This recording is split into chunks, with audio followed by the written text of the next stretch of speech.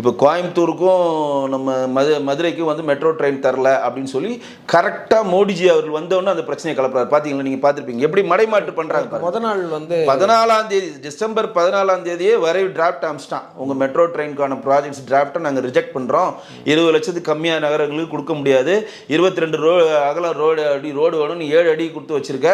நாங்கள் வந்து 2014 ஒரு மெட்ரோ ப்ராஜெக்ட்ஸ் எப்படி டிராஃப்ட் பண்ணணும்னு உங்களுக்கு சுற்றடிக்க அமைச்சிருக்கோம். அது உங்களுடைய மெட்ரோ ரயில் லிமிடெட் இருக்கக்கூடிய அதிகாரிகள் படித்து அதை ஃபில்அப் பண்ணி அனுப்புங்க, அப்படி ஃபில்அப் பண்ணி அனுப்புங்க தான் திருப்பி அமைச்சிருக்கான்.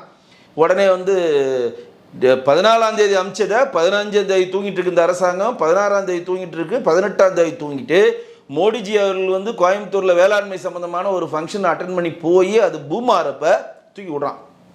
கோயம்புத்தூருக்கு மெட்ரோ பணி அனுப்புறதுக்கு மத்திய அரசு மனுப்பு, எங்களை வஞ்சிக்கிறது. உடனே அவர் மனோகர்லால் ஜிண்டால் வந்து உடனே கொடுக்குறாரு. 2ஆம் பேஸான மெட்ரோ பணிக்கு 63,000 கோடியே கொடுத்தது மத்திய அரசாங்கம் இருக்கக்கூடிய மோடி அரசாங்கம். இன்னைக்கு தமிழ்நாட்டில் ஓடுற எல்லா மெட்ரோ ட்ரெயின்லையும் 60% ஃபண்டட் வந்து மத்திய அரசு ஃபண்டட். அது எல்லாருக்குமே தெரியணும். 40% தான் மாநில அரசு. அந்த ட்ரெயின் மாநில அரசுக்கே சொந்தம், மாற்றில்லை. இங்கே ஓடுற மெட்ரோ ட்ரெயினில் மாநில அரசு தான் சொந்தம், அந்த இடமும் அவனுக்கு சொந்தம். ஆனால் ஃபண்டு கொடுக்குறது 60% மத்திய அரசு தான் கொடுக்கும். இதை மறைச்சிட்டு மோடிஜி அவர்கள் வந்து கோயம்புத்தூரில் வந்து பெரிய நேமை வாங்கிட போகிறாருன்னு உடனே மத்திய அரசு வந்து கோயம்புத்தூருக்கு மெட்ரோ திறன் மதிக்கிறது சொல்லி இந்த ப்ளே பண்ணி மற்றது மேல் அது கோல் மூட்டுறதில் வல்லவர்கள். ஓப்பன கல்லூரிக்காக சொன்னால் கோல் மூட்டுறதில் வல்லவர்கள்.